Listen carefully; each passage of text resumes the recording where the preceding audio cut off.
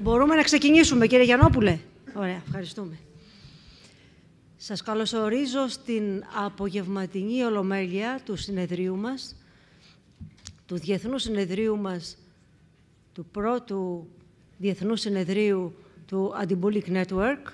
Είναι μεγάλη χαρά και τιμή για μένα και για όλους μας. Καταρχάς, θέλουμε να ευχαριστήσουμε από καρδιάς όλους τους εκλεκτούς προσκεκλημένους που ήρθαν από το εξωτερικό, με πρώτον τον καθηγητή κύριο Νταν Ολβέους, τον πατριάρχη του Anti-Bullying, που έχει χαράξει δρόμους που επηρεάζουν τις ζωές πολλών οικογενειών και πολλών ανθρώπων, του οφείλουμε όλοι πάρα πολλά. Να ευχαριστήσω τον καθένα ξεχωριστά και όλους μαζί από τους εκλεκτούς προσκεκλημένους που ήρθαν από το εξωτερικό, καθώς και όλους τους συμμετέχοντες από την Ελλάδα, είτε ως ομιλητές, είτε ως υπεύθυνους εργαστηρίων, είτε ως συμμετέχοντες στο συνέδριο. Θέλω να ευχαριστήσω επίσης από καρδιάς τον κύριο Γιαννόπουλο και όλη τη δυναμική ομάδα από το Χαμόγελο του Παιδιού, που όλους αυτούς τους μήνες είδα τον αγώνα τους και τις προσπάθειές τους για να έχουμε το καλύτερο δυνατό αποτέλεσμα. Και να ευχαριστήσω και την Πρόεδρο, επιτρέψτε μου, της Επιστημονικής Επιτροπής, την κυρία Αρτινοπούλου, που έδωσε ένα πολύ μεγάλο αγώνα για αυτό το συνέδριο. Βρισκόμαστε σχεδόν στο τέλος και είμαστε στην Ολομέλεια με τίτλο «Bullying και κοινωνική παιδαγωγική, σχολικός εκφοβισμός και κοινωνική παιδαγωγική». Για μένα αποτελεί ιδιαίτερη χαρά αυτή ακριβώς η Ολομέλεια, γιατί σήμερα έχουμε μαζί μας ως ομιλητές δύο εκλεκτούς κοινωνικούς παιδαγωγούς. Ο πρώτος είναι ο καθηγητής Κρίς Κυριάκου από το Πανεπιστήμιο του Γιόρκ και ο δεύτερος είναι ο Γκάμπριελ Άιστελα, διευθυντής του Τέμπρα, ενός ερευνητικού οργανισμού κοινωνικής παιδαγωγικής στο Ηνωμένο Βασίλειο. Είναι επίσης ιδιαίτερη χαρά και τιμή που μοιράζομαι αυτό το προεδρείο με τον κύριο Σίρε Μπρέιβικ, ο οποίος είναι ερευνητής και στενός συνεργάτης του καθηγητή Ορβέους. Σας καλωσορίζουμε σε αυτή την απογευματινή και σχεδόν τελευταία ολομέλεια του συνεδρίου μας. Θέλω να πω, πριν πάρει το λόγο ο κύριος Μπρέιβικ, ο Σίρε, ότι ο πρώτος μας ομιλητής, ο κύριος Κυριάκου, όπως είπα, είναι καθηγητής στο Πανεπιστήμιο του Γιόρκ. Έχει δημιουργήσει στην κοινωνική παιδαγωγική καινούργιες βάσεις και καινούργιους προσανατολισμούς με την ερευνητική και επιστημονική του δουλειά. Έχουμε τη χαρά και την τιμή να είναι ένας καλός συνεργάτης του Πανεπιστημίου Αθηνών. Συγκεκριμένα όσον αφορά το bullying, κάνουμε μια κοινή έρευνα το Πανεπιστήμιο του Γιόρκ, το Πανεπιστήμιο της Αθήνας και το Πανεπιστήμιο του Στάβαγκερ. Και εύχομαι, αγαπητέ Κρίστα, να είμαστε του χρόνου στο επόμενο συνέδριο του Anti-Bullying Network, να είμαστε έτοιμοι να ανακοινώσουμε τα δικά μας αποτελέσματα από αυτή την κοινή έρευνα. Σας ευχαριστώ. Δίνω το λόγο στον κύριο Μπρέιβικ για να συνεχίσει. Σας ευχαριστώ. Thank you. I'm very excited to be on this, and I'm looking forward to hear the first speaker, Kris Kyriakou, presenting a social pedagogy perspective on bullying in schools. Στον πρώτο μιλητή, τον Κρίς Κυριάκου.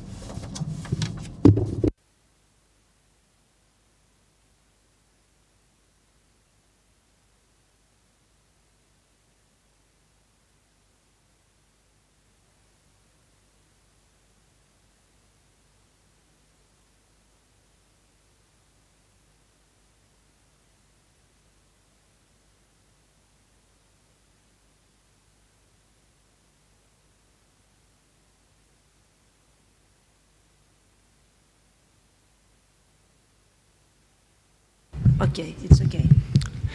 Good afternoon, everybody. Καλησπέρα σε όλους. Ευχαριστώ πολύ για την πρόσκληση να σας μιλήσω για την κοινωνική παιδαγωγική.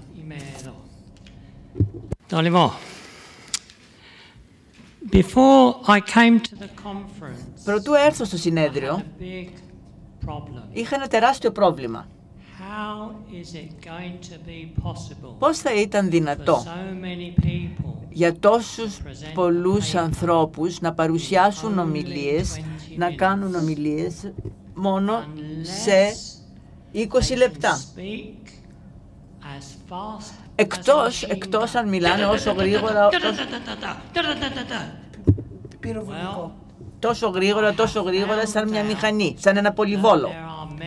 Διαπίστωσα ωστόσο ότι υπάρχουν πολλοί Έλληνες οι οποίοι μιλάνε ίσως πιο γρήγορα και από ένα πολυβόλο. Νομίζω ότι έχετε τους καλύτερους διερμηνείς ταυτόχρονης μετάφρασης στον κόσμο.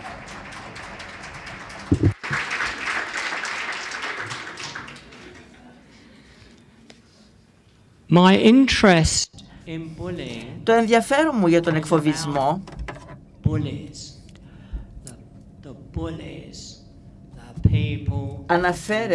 αναφέρεται στους τραμπούκους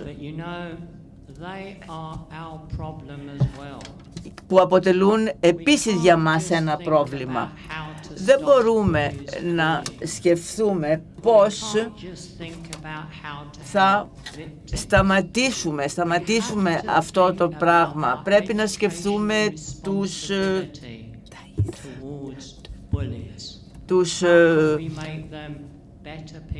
να διδάξουμε τους νταΐδες ώστε να γίνουν καλύτεροι άνθρωποι. Ο εκφοβισμός είναι αποτέλεσμα κακής εκπαίδευσης, είναι ένα πρόβλημα κακών σχέσεων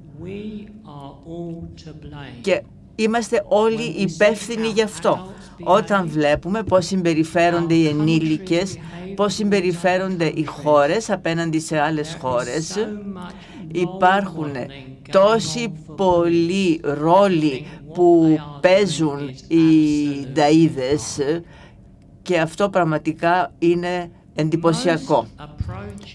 Οι περισσότερες προσεγγίσεις για να σταματήσουν οι νταΐδες να εκφοβίζουν είναι να είναι κανείς επιθετικός, τιμωρός και να λέει αν πρόκειται να συνεχίσεις να ενεργείς έτσι θα σε διαλύσουμε.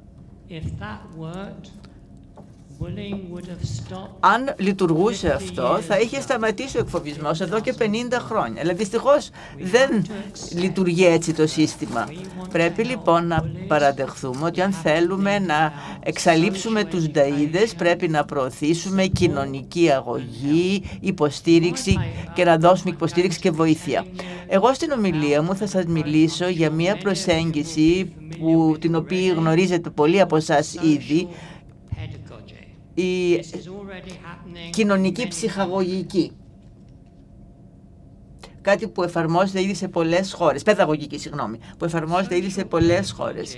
Η κοινωνική παιδαγωγική αφορά το γεγονός ότι πολλά παιδιά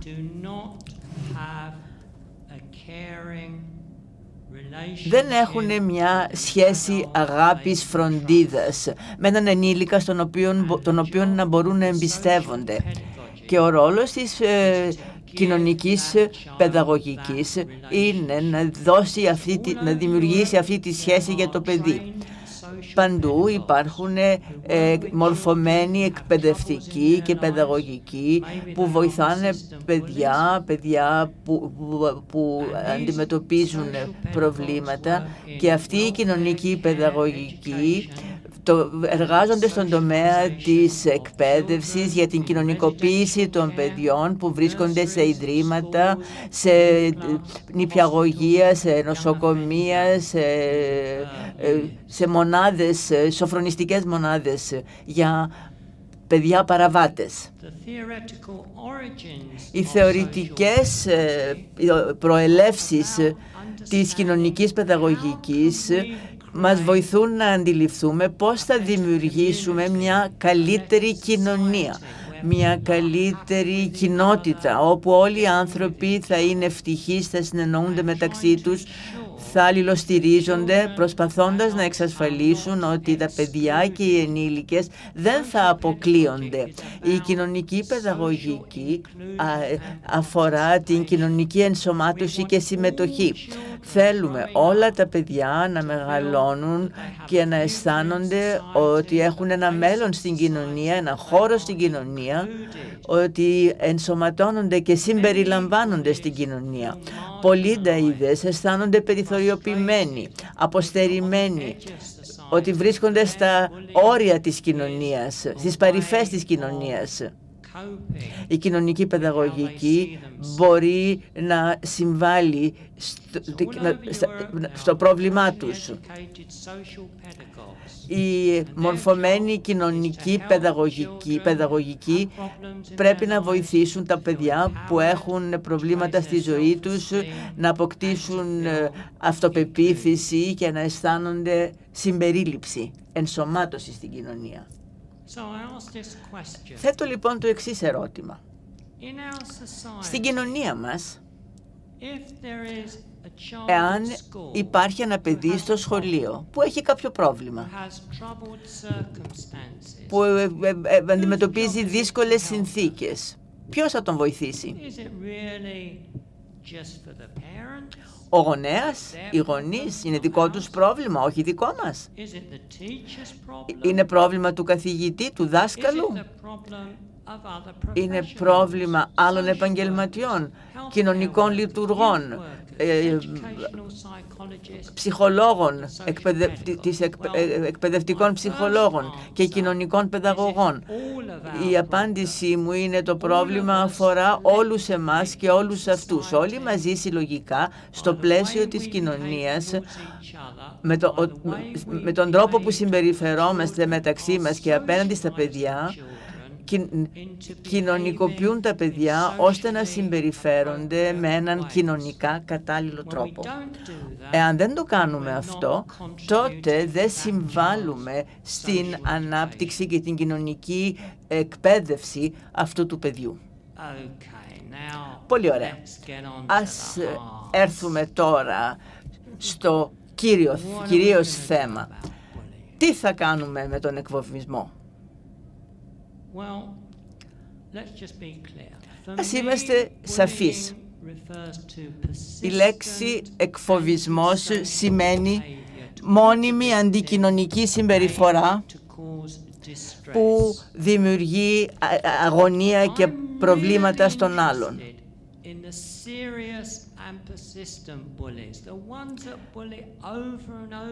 Αυτοί που ασκούν διαρκώς εκφοβισμό, τους προειδοποιούν οι καθηγητές, τους προειδοποιεί το σχολείο, τους μιλάνε οι γονείς και όμως εξακολουθούν να εκφοβίζουν τους άλλους. Γιατί? Θέλουν να προσελκύσουν την προσοχή των άλλων? Έχουν ένα πρόβλημα προσωπικό, ένα πρόβλημα ταυτότητας ή είναι θέμα αποστέρησης? Πρόβλημα ελέγχου του θυμού, διαχείριση του θυμού, ή είναι επίσης μια περίπτωση, ένα θέμα ελέγχου των ορμών μας, της παρόρμησής μας. Πρόκειται λοιπόν για μια τεράστια πρόκληση για όλους εκείνους που δουλεύουν, που ασχολούνται με το θέμα του εκφοβισμού. Ο διαδικτυακός εκφοβισμός εμφανίστηκε τώρα. Είναι κάτι που δεν υπήρχε πριν από 20 χρόνια. Ο εκφοβισμός δεν γίνεται πρόσωπο με πρόσωπο. Τα κοινωνικά μέσα τους προσφέρουν μια απόλυτη κάλυψη. Εάν εκφοβήσετε κάποιον με το παραδοσιακό τρόπο, τον χτυπήσετε, τον σπρώξετε, τον ρίξετε κάτω, αυτό είναι ένα συμβάν. Αλλά αν κατεβάσω κάτι στο διαδίκτυο, ανεβάσω κάτι στο διαδίκτυο, μία φωτογραφία, μία περιγραφή, θα μείνει εκεί για πάντα. Πώς θα νιώθατε σήμερα, γνωρίζοντας ότι υπάρχει κάτι για σας στο διαδίκτυο, που έχει αναρτηθεί στο διαδίκτυο? Είναι κάτι το φρικιαστικό ότι άλλοι άνθρωποι βλέπουν αυτά τα πράγματα. Μπορεί να μην θέλετε να το δείτε εσείς, αλλά άλλοι σας είπαν ότι υπάρχει κάτι για σας στο διαδίκτυο και ξυπνάτε κάθε πρωί γνωρίζοντας ότι υπάρχει κάτι στο διαδίκτυο για σας που αναφέρεται σε εσάς. Είναι κάτι το φρικιαστικό, κάτι το οποίο δεν μπορείτε να αποφύγετε. Κάτι το φρικιαστικό, επαναλαμβάνω. Και είναι κάτι που μπορεί να το δει κανείς από οπουδήποτε, όπου και να βρίσκεται. Κάθεστε εδώ, σε αυτή την αίθουσα. Αν ανοίξετε το smartphone σας, θα δείτε τι υπάρχει στο ίντερνετ για σας. Άλλοι άνθρωποι, όπου και να βρίσκονται, μπορούν να κάνουν κλικ στο ίντερνετ και να δούνε κάτι για σας. Είναι κάτι το τελείως διαφορετικό από οποιαδήποτε άλλη μορφή εκφοβισμού.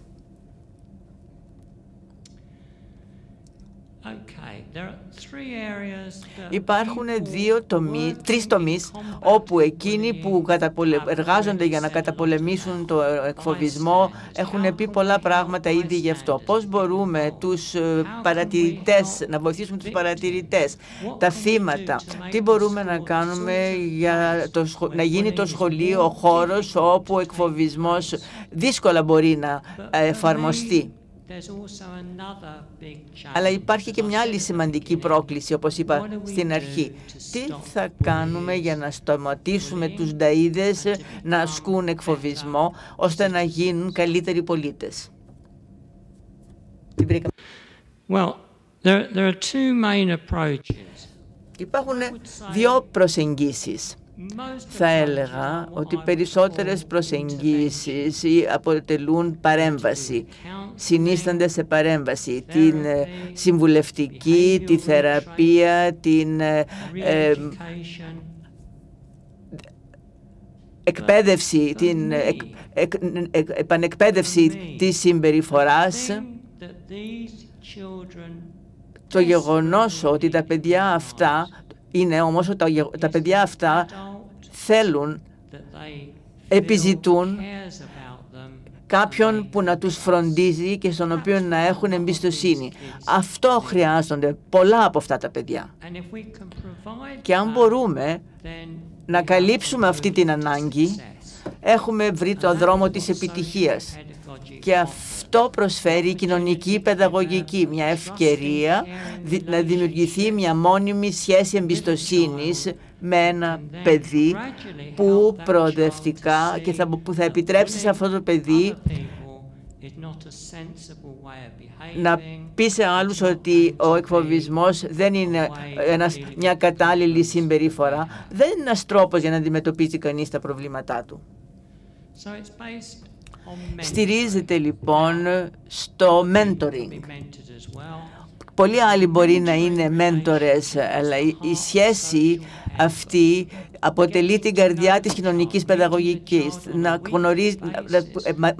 μαθαίνει κανείς πράγματα για το παιδί, να ενημερώνεται για τα προβλήματά του, να τον συναντά διαρκώς, να τον βοηθάει, να τον στηρίζει, προωθώντας έτσι την κοινωνικοποίησή του και την ανάπτυξη της προσωπικής του ταυτότητας με υγιή τρόπο, αναπλάθοντας την άποψή τους και εντάσσοντας στη διαδικασία εκείνους οι οποίοι απλώς παραμένουν ως παρατηρητές ή συμμετέχουν σε μια διαδικασία εκφοβισμού. Θα ολοκληρώσω σύντομα. Ήθελα απλώς να προσθέσω ότι έχω ετοιμάσει ένα κείμενο για τον εκφοβισμό στον κυβερνοχώρο στο διαδίκτυο. Αν κάποιος ενδιαφέρεται, μπορεί θα του δώσω το email μου και ώστε να μπορέσετε να αποκτήσετε περισσότερο υλικό για το διαδικτυακό εκφοβισμό, που είναι κάτι το πολύ διαφορετικό από τον άλλο εκφοβισμό. Υπάρχει βιβλιογραφία στα αγγλικά, όπως βλέπετε. Αν μπορείτε όμως να μιλάτε και ελληνικά, αν όμως μιλάτε ελληνικά, Υπάρχει ένα βιβλίο για την κοινωνική παιδαγωγική που μπορείτε να διαβάσετε για να ενημερωθείτε για το περιεχόμενο της κοινωνικής παιδαγωγικής. Αυτά είναι τα στοιχεία μου. Κρίς Κυριάκου, Πανεπιστήμιο του York, york.elc.uk. Και ολοκληρώνοντας, αυτό που είπα σήμερα είναι ότι οι νταΐδες χρειάζονται βοήθεια, χρειάζονται υποστήριξη και το καλύτερο που μπορούμε να τους προσφέρουμε είναι μια σχέση φροντίδας με έναν ενήλικα στον οποίο μπορούν να έχουν εμπιστοσύνη, διότι με αυτόν τον τρόπο ο ενήλικας θα μπορέσει να τον οδηγήσει προς το σωστό δρόμο. Ευχαριστώ.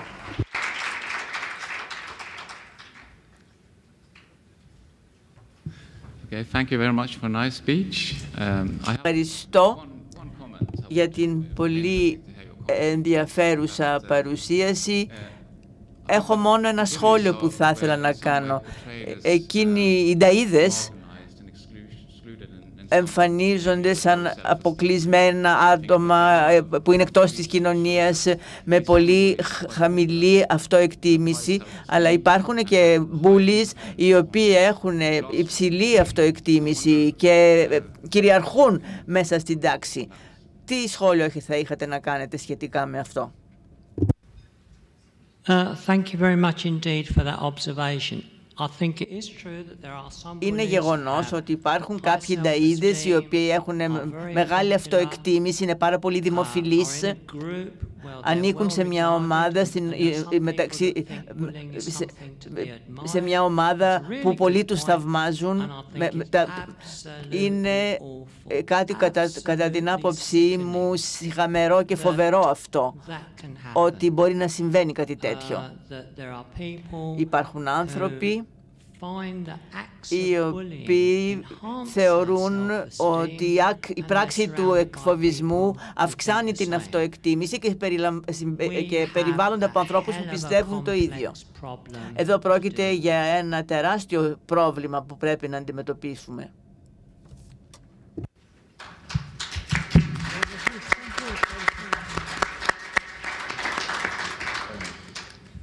Ο επόμενος ομιλητής μας είναι ο κύριος Γκάμπριελ Άιστελα, ο οποίος είναι διευθυντής και ιδρυτής τόσο του Τέμπρα, όπως προείπα, ενός ερευνητικού κοινωνικοπαιδαγωγικού οργανισμού.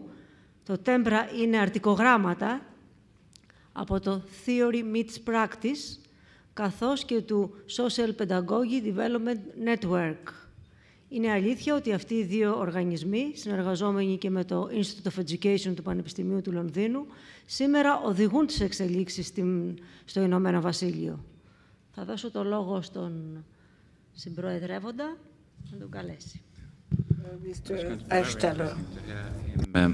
Νομίζω ότι θα είναι πολύ ενδιαφέρον να ακούσουμε το πρότυπο του πλουσίου παιδιού και το θέμα, στα πλαίσια του θέματος κοινωνική παιδαγωγική και το πλούσιο παιδί.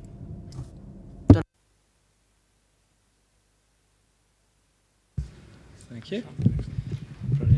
Yeah, good afternoon. Καλησπέρα. Ευχαριστώ θερμά για την πρόσκληση να μιλήσω σε αυτό το συνέδριο. Ήταν καταπληκτικές αυτές οι 2 μέρες, συναρπαστικές, και για αυτή την παρουσίαση αυτό που θα βοηθήσει είναι μετά από τις ομιλίες των 2 τελευταίων ημερών. Είστε πλέον όλοι ειδικοί για το θέμα του εκφοβισμού, της καταπολέμησης του εκφοβισμού κλπ. Η παρουσίασή μου θα σας δώσει ένα πλαίσιο, ένα πρότυπο που θα σας επιτρέψει να συνδυάσετε την προοπτική της κοινωνικής παιδαγωγικής με τις δικές σας σκέψεις, αυτά τα οποία έχετε αντλήσει από αυτό το συνέδριο, που θα σας βοηθήσουν στο μελλοντικό σας έργο. Είδατε πάρα πολλές διαφάνειες, γι' αυτό αποφάσισα να σας παρουσιάσω κι εγώ μια εικόνα, μια διαφάνεια με μια εικόνα και άλλη μια κατόπιν. Το μοντέλο Diamond, στο οποίο θα σας μιλήσω, θα σας δώσει ένα πλαίσιο για τις θετικές και τις αρνητικές συμπεριφορές και πώς μπορούμε να τις αντιμετωπίσουμε με επικοδομητικό τρόπο. Η κοινωνική παιδαγωγική είναι πολύ σημαντική. Η δουλειά μας στο Ηνωμένο Βασίλειο στοχεύει στο να εξηγήσουμε ακριβώς τι σημαίνει, διότι είναι μια λέξη με ελληνικής προέλευσης, δεν χρειαστεί λοιπόν να την αναλύσω. Όπως πολλοί γνωρίζετε, η κοινωνική παιδαγωγική είναι ένας τομέας δρεωμένος σε πάρα πολλές χώρες. Χαρακτηρίζεται από μια ειδική προοπτική που αναγνωρίζει την αξιοπρέπεια κάθε ατόμου και τον σεβασμό της αξιοπρέπειας αυτής, προωθώντας τις γνώσεις και τις ικανότητές τους. Όπως ελέγχθη χθες, αυτό είναι κάτι το πολύ σημαντικό στο πλαίσιο της καταπολέμησης του εκφοβισμού, γιατί το θέμα στηρίζεται σε αξίες. Οι αξίες είναι πάρα πολύ σημαντικές, τόσο επαγγελματικές όσο και προσωπικές, και αυτό έχει σχέση για την καταπολέμηση του bullying στο σχολείο και σε άλλα περιβάλλοντα. Και ποιες είναι οι εκπαιδευτικές μας ευθύνες.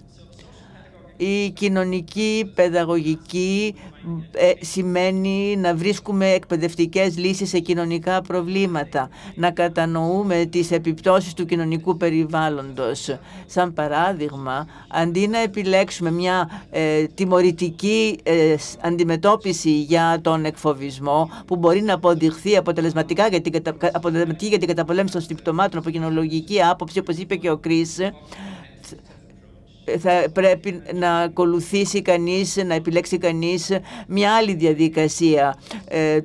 Mentoring από τον καθηγητή, στήριξη από τον καθηγητή. Υπάρχουν μια σειρά προγραμμάτων και πολλοί από εσάς, από ό,τι έχω αντιληφθεί, εργάζονται σε αυτούς τους τομείς και έχουν βαθιά κατανόηση όλων αυτών των θεμάτων.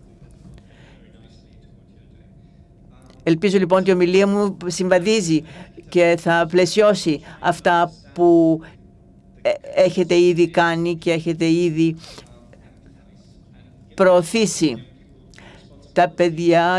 Τα παιδιά και οι νέοι πρέπει να αποκτούν υπευθυνότητα. Η επιβολή τιμωριών θα περιθωριοποιήσει τα παιδιά, θα τα κάνει να χάσουν την εμπιστοσύνη στον εαυτό τους κλπ. Πρέπει λοιπόν να προσπαθήσουμε να δούμε πέρα από τη συμπεριφορά που επιδεικνύει κάποιος, να ανακαλύψουμε το πρόσωπο που κρύβεται πίσω, να δούμε τι ακριβώς συμβαίνει, τι έχει γίνει ακριβώς. Δεν σημαίνει ότι ανεχόμαστε τις αρνητικές συμπεριφορές όπως το bullying, αλλά αν προσπαθούμε να κατανοήσουμε τι συμβαίνει, για ποιοι είναι οι λόγοι του εκφοβισμού και να αποκτήσουμε κάποιες γνώσεις, κάποια εικόνα, κάποιες πληροφορίες για το κοινωνικό πλαίσιο του παιδιού, το οικογενειακό πλαίσιο, ποιες είναι οι εμπειρίες στο σπίτι, πώς μπορεί να επηρεαστεί από αυτές τις εμπειρίες, πώς λειτουργεί σε άλλα πλαίσια πέρα από την τάξη κλπ. Μιλάμε λοιπόν για συναισθηματική ταύτιση με το παιδί, σεβόμενοι ταυτόχρονα τον ρόλο που αναλαμβάνει με βάση τις δικές του κοινωνικές και άλλες εμπειρίες. Αν δεν ενοχληθούμε από την αρνητική, αν δεν προβληματιστούμε από την αρνητική συμπεριφορά ενός παιδιού, θα μπορέσουμε να τους βοηθήσουμε. Ο Μάρσελ Ρόζενμπεργκ, δεν ξέρω αν γνωρίζετε τη δουλειά του, είναι ένας Αμερικανός ψυχολόγος, ο οποίος υπέδειξε ότι πίσω από κάθε συμπεριφορά κρύβεται μια θετική ανάγκη. Υπάρχει κάτι το θετικό σε οποιοδήποτε άνθρωπο, στη συμπεριφορά κάθε ανθρώπου, το οποίο μπορεί να αξιοποιήσουμε. Ερχόμαι τώρα στο μοντέλο Diamond, διαμάντι. Το αναπτύξαμε το 2009 σαν μια οπτικοποίηση σχηματική της κοινωνικής παιδαγωγικής και των στόχων της. Και οι ειδικοί που εργάζονται με παιδιά και νέους, με περιθωριοποιημένες ομάδες ενηλίκων κλπ. Μπορεί να κάνει για να βοηθήσουν εκείνους με τους οποίους δουλεύουν, παιδιά, ενήλικες, οικογένειες. Τι μπορούμε λοιπόν να κάνουμε για να βοηθήσουμε αυτές τις ομάδες να αναπτύξουν τις δυνατότητές τους, πώς μπορούμε να τους βοηθήσουμε να χρησιμοποιήσουν τις ικανότητες και τις δυνατότητές τους με θετικό τρόπο. Για να το προβάλλουμε αυτό, χρησιμοποιούμε το μοντέλο του διαμαντιού, που σημαίνει πλούτο. Η έννοια του πλούσιου παιδιού ξεκίνησε από έναν Ιταλό εκπαιδευτικό, ο οποίος μιλάει πολύ για τις τεράστιες δυνατότητες των παιδιών. Θεωρεί τα παιδιά σαν αρμόδια, έτοιμα να αναζητήσουν λύσεις για να ξεπεράσουν δυσκολίες και προβλήματα. Το διαμάντι δεν είναι πάντα τόσο λαμπερό. Μπορεί να φαίνεται σαν μια ακατέργαστη πέτρα που πρέπει να γυαλιστεί. Υπάρχει ένα παράδειγμα που μου αρέσει ιδιαίτερα από τον Richard Gerber, έναν Άγγλο εκπαιδευτικό, ο οποίος μιλάει για το θέμα της σπήρας των νέων. Και μιλάει και λέει, όταν σκεφτούμε τους ηγέτες αυτής της σπήρας των νέων, τι τεράστιες ικανότητες ηγεσίες έχουν. Αν εμείς ως εκπαιδευτικοί είχαμε εντοπίσει αυτές τις ικανότητες, ηγετικές ικανότητες που ακολούθησαν την πορεία της ανάπτυξης μιας σπήρας και αν τις χρησιμοποιήσουμε θετικά, αν τους είχαμε δώσει θετικές ευκαιρίες να αναπτύξουν τις ηγετικές τους ικανότητες και να αντιληφθούν τη σημασία και τις ευθύνες που τις συνοδεύουν, τα πράγματα θα ήταν διαφορετικά. Ο Ρόξεμπουργκ, όπως σας είπα, μιλάει για τις θετικές ανάγκες που υπάρχουν πίσω από οποιαδήποτε συμπεριφορά. Και στην περίπτωση των νταΐδων, των τραμπούκων, αυτό που θέλουν είναι να γίνουν αποδεκτοί, και το να είσαι εκφοβιστής ίσως να είναι ο καλύτερος τρόπος για να σε προσέχουν, να νιώθεις ότι ανήκεις, να σε πλησιάζουν οι άλλοι. Πρέπει λοιπόν να δούμε πώς τα παιδιά αναγνωρίζουν τις δικές τους ανάγκες, αλλά και τις ανάγκες των παιδιών που τα περιβάλλουν. Η μη βία επικοινωνία μας επιτρέπει να σκεφτούμε το καλό που υπάρχει μέσα μας και έναν τρόπο να εκφράσουμε τις ανθρώπινες μας ανάγκες. Οι ανάγκες μας ποτέ δεν είναι σε σύγκρουση με τις ανάγκες των άλλων. Αν μπορούμε λοιπόν να επικοινωνήσουμε ο κάθε ένας με τις ανάγκες του, θα γίνουμε καλύτερα άτομα. Κάτι που είναι πολύ σημαντικό για τη μη βία επικοινωνία είναι η γλώσσα που χρησιμοποιούμε, και σε ποιο βαθμό η γλώσσα που χρησιμοποιούμε είναι γεμάτη από προκαταλήψεις, επικρίσεις κλπ. Πρέπει λοιπόν να πετάξουμε, να αποβάλουμε ορισμένους όρους. Δεν με λαμβάνει υπόψη. Πρόκειται για μια απαράδεκτη συμπεριφορά. Μια συμπεριφορά που δεν λέμε ότι δεν μιλάμε για εκφοβισμό. Τι πρέπει να κάνουμε λοιπόν? Ένα παράδειγμα στο οποίο θα ήθελα να πείσω την προσοχή από μια οργανισμό στην Δανία που από το νηπιαγωγείο χρησιμοποιούν μη βίαιες λέξεις και εκφράσεις. Αν ένα μικρό παιδί χτυπήσει πάνω σε ένα άλλο παιδί ή το σπρώξει, θα το ρωτήσουν, ο καθηγητής θα τον ρωτήσει πώς σκέπτεσαι τώρα που έσπρωξες και έριξες κάτω το συμμαθητή σου. Όσο το παιδί να αντιληφθεί ότι η συμπεριφορά του ασκεί μια επιρροή που μπορεί να είναι αρνητική πάνω στα άλλα παιδιά. Αν πιστέψουμε ότι υπάρχει ένα διαμάντι στον καθένα από εμάς, πρέπει να βρούμε τρόπους να επικοινωνήσουμε αυτή την έννοια. Κυρίως σε ό,τι αφορά τον εκφοβισμό. Η μη βία επικοινωνία μπορεί να είναι μια σημαντική αρχή με την οποία πρέπει να εξοικειωθούν τα παιδιά και οι νέοι όσο γίνεται πιο νωρίς, ξεκινώντας από τον νηπιαγωγείο. Τώρα, σχετικά με το διαμάντι,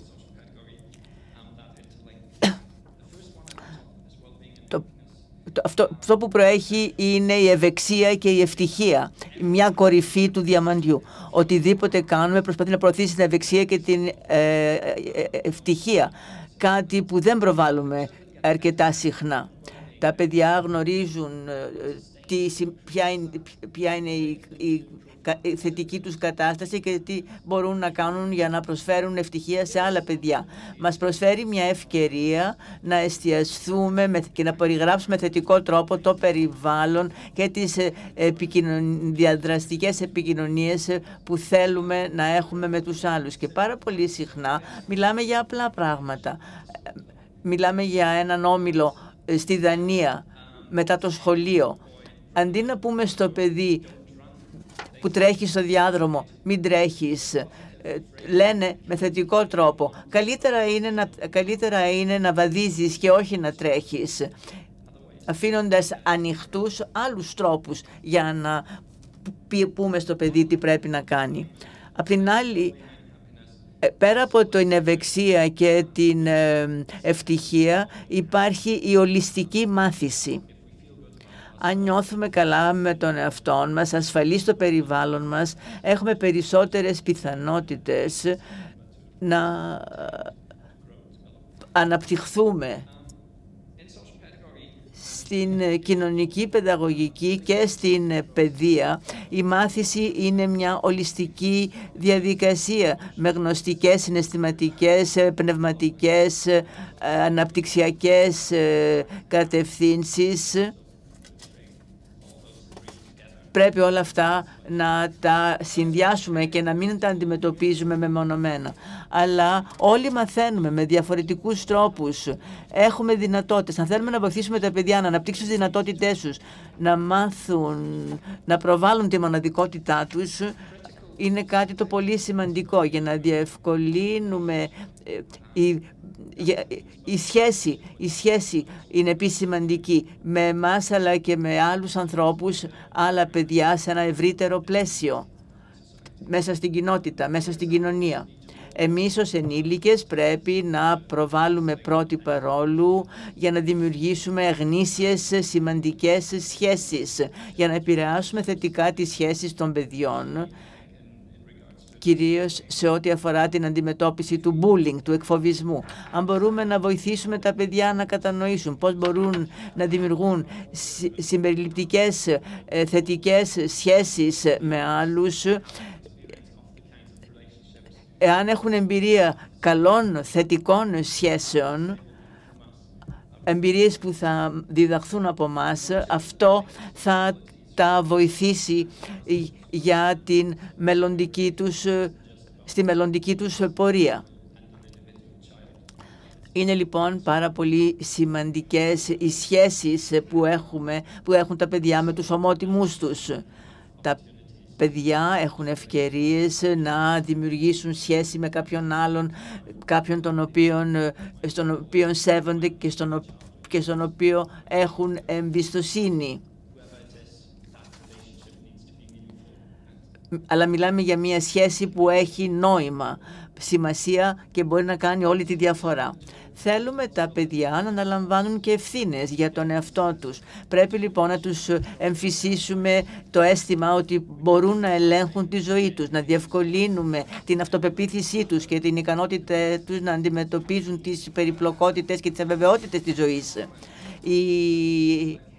Το empowerment επιτρέπει στα παιδιά να δούνε ποιοι είναι, πώς μπορούν να αξιοποιήσουν τις δυνατότητες και τις ικανότητές τους. Η ενδυνάμωση επιτρέπει στα παιδιά να δημιουργήσουν σχέσεις όπου η δύναμη δεν χρησιμοποιείται σαν μέσο ελέγχου, αλλά σαν μέσο ανάθεσης ευθύνης και απόκτησης ευθυνών. Όλοι αυτοί οι τομείς και όλες αυτές οι διαδικασίες χρειάζονται τη διαρκή προσοχή και πρόθεση μας. Και όποια και να είμαστε, όποια και να είναι τα παιδιά, πρέπει να δημιουργήσουμε θετικές εμπειρίες για αυτούς, καταστάσεις στις οποίες θα αισθανθούν ωραία, ευχάριστα για το που βρίσκονται, για το τι είναι. Υποδείξεις για το πώς θα μπορέσουν να αναπτυχθούν, για τις εμπειρίες που θα μπορέσουν να βιώσουν, ώστε να νιώσουν εμπιστοσύνη στους άλλους και να γνωρίσουν ότι οι άλλοι θα τους στηρίξουν. Ο Κεν Ρόμπινσον, ένας στοχαστής από το Ηνωμένο Βασίλειο, χαρακτηρίζει εμάς ως ενήλικες επαγγελματίες που ελέγχουμε το μικροκλίμα. Μπορεί να μην αλλάξουμε την κοινωνία, μπορεί να μην εξαντλήψουμε το εκφοβισμό, αλλά η επιρροή μας είναι πολύ μεγαλύτερη πολλές φορές από ό,τι πιστεύουμε εμείς οι ίδιοι. Έχουμε την ικανότητα να δημιουργήσουμε, να προωθήσουμε την κατάλληλη συμπεριφορά. Έχουμε τη δύναμη να δημιουργήσουμε ένα κατάλληλο περιβάλλον στο οποίο να αισθάνεται κάθε παιδί ασφαλές, με δυνατότητες να βελτιώσει τις ικανότητές του και να αναπτυχθεί. Πρέπει δηλαδή να χρησιμοποιήσουμε όλα αυτά ώστε το παιδί να βλέπει τα πράγματα κάτω από μια διαφορετική σκοπιά. Μιλάμε λοιπόν και πρέπει να προσφέρουμε όχι τιμωρητικές αλλά βοηθητικές λύσεις. Λύσεις που θα στηρίξουν την συναισθηματική ταύτιση καταπολεμώντας τον αποκλεισμό. Και τέλος θα ήθελα να μιλήσω για τη μη βίαιη επικοινωνία. Πρέπει να επικοινωνούμε με τρόπους οι οποίοι να μην εμπεριέχουν το στοιχείο της βίας. Διότι αν μπει μια τέτοια ετικέτα είναι πάρα πολύ δύσκολο να αφαιρεθεί και είναι δύσκολο να ξεφύγει κανείς από αυτή την ετικέτα. Αν κανείς επιμένει να είναι εκφοβιστής. Η συναισθηματική ταύτιση είναι δυνατή μόνο εάν έχουμε αντιληφθεί και κατανοήσει ορισμένα πράγματα. Αν δεν αν μπορούμε να δημιουργήσουμε ένα μη βίαιο περιβάλλον στο σχολείο, στην οικογένεια, στην κοινωνία, όλοι θα έχουν μια ευκαιρία για να ανθίσουν. Χρειάζονται οι καθημερινές μας ηγετικές ικανότητες. Πρέπει να προωθήσουμε τα πρότυπα ρόλου τα οποία είναι κατάλληλα. Ηγετικές ικανότητες σημαίνει ότι είναι σημαντικό να έχουμε μια ευρύτερη αντιμετώπιση για το bullying, αλλά καλούμαστε εμείς να κάνουμε το πρώτο βήμα. Πρέπει να προσφέρουμε θετικές εμπειρίες στα παιδιά και στους νέους, ώστε να ενστερνιστούν τις αξίες που θέλουμε να αποκτήσουν.